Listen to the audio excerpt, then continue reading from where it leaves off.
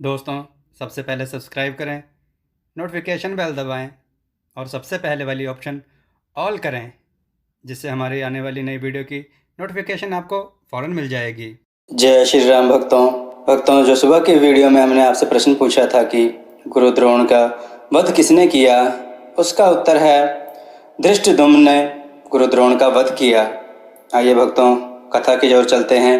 आज की कथा है एक राजा और दो बाज। बहुत समय पहले की बात है। एक राजा को उपहार में किसी ने बाज के दो बच्चे भेंट किए। वे बड़ी ही अच्छी नस्ल के थे और राजा ने कभी इससे पहले इतने शानदार बाज नहीं देखे थे। राजा ने उनकी देखभाल के लिए एक अनुभवी आदमी को नियुक्त कर दिया। कुछ समय पश्चात राजा ने देखा कि दोनों बाज काफ़ी बड़े हो चुके थे और अब पहले से भी शानदार लग रहे थे। राजा ने बाजों की देखभाल कर रहे आदमी से कहा, मैं इनकी उड़ान देखना चाहता हूँ, तुम इन्हें उड़ने का इशारा करो। आदमी ने ऐसा ही किया। इशारा मिलते ही दोनों बाज उड़ान भरने लगे, पर जहाँ एक बाज आसमान की ऊंचाइयों को छू रहा था, वहीं दूसरा कुछ ऊपर जाकर वापस उसी डाल पर आकर बैठ गया जिससे वह उड़ा था। ये देख राजा को कुछ अजीब लगा।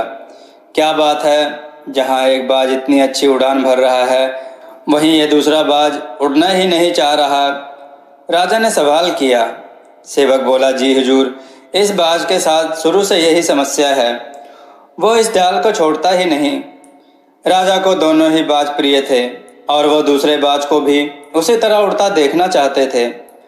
अगले दिन पूरे राज्य में ऐलान करवा दिया गया कि जो व्यक्ति इस बाज को ऊंचा उड़ाने में कामयाब होगा, उसे ढेर सारा इनाम दिया जाएगा।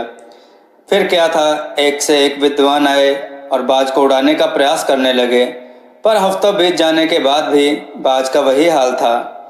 वो थोड़ा सा उड़ता और वापस डाल पर आकर बैठ जाता। फिर एक दिन कुछ अनोखा हुआ। राजा ने देखा कि उसके दोनों बाज आसमान में उड़ रहे हैं। उन्हें अपनी आंखों पर यकीन नहीं हुआ और उन्होंने तुरंत उस व्यक्ति का पता लगाने को कहा जिसने ये कारनामा कर दिखाया था। वह व्यक्ति एक किसान था। अगले दिन वह दरबार में हाजिर हुआ। उसे इनाम में स्वर्ण मुद्राएं भेंट करने के बाद राजा ने कहा, मैं तुमसे बहुत प्रसन्न हूँ। बस तुम इतना बताओ कि जो काम बड़े बड़े विद्वान नहीं कर पाए, वह तुमने कैसे कर दिखाया। मालिक, मैं तो एक साधारण किसान हूँ। मैं ज्ञान की ज़्यादातर बातें नहीं जानता। मैंने तो बस वो डाल काट दी जिस पर बैठने का आदी हो चुका था ये, और जब वो डाल ही नहीं रही तो वो भी अपने साथी के साथ ऊपर उड़ने लगा। दोस्तों, हम सभी ऊंची उड़ान भरने के लिए ही बने हैं, लेकिन कई बार हम जो कर रहे होते हैं उसके इतने आदी हो जाते हैं कि अपनी ऊंची उड़ान भरने की क्षमता को भूल जाते हैं। इसलिए ऊंचा उड़ने के लिए ज़रूरी है कि हम उस डाल को काट दें जो ऊंची उड़ान भरने में बाधक हो। भक्तों, आपको यह कथा कैसी लगी? अपने विचार और सुझाव कमेंट के रूप में हमें अवश्य दें। हमारे चैनल को सब्सक्राइब करना ना भूलें। हमारी वीडियो को शेयर करें जिससे लोगों को अच्छा ज्ञान प्राप्त हो। जय श्री राम भक्तों।